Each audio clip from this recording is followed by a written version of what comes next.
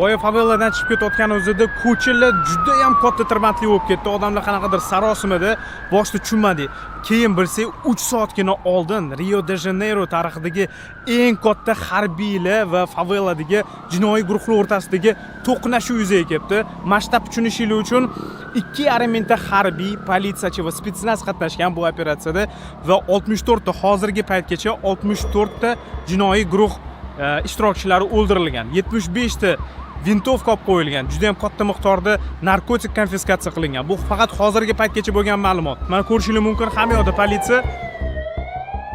Mashhur The Guardian nashrining yozishi bo'yicha aynan bugun tasodif qarang, men hech qachon bunaqa paytda Rioda bo'laman deb o'ylamadim. Aynan bugun Rio de Janeiro tarixidagi eng qonli operatsiya o'tkazilibdi. Kompleks de Almao va Penya favelalarida o'tkazilgan bu yirik operatsiya natijasida umumiy hisobda 132 nafar kishi halok bo'ldi.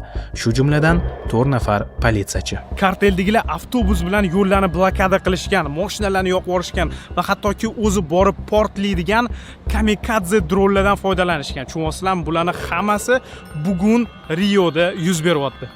Barcha vafot etgan jinoyatchilar jasadini ertasi kuni ertalab markaziy maydonga olib chiqib, yonma-yon yotkazishdi. Bu haqiqatan juda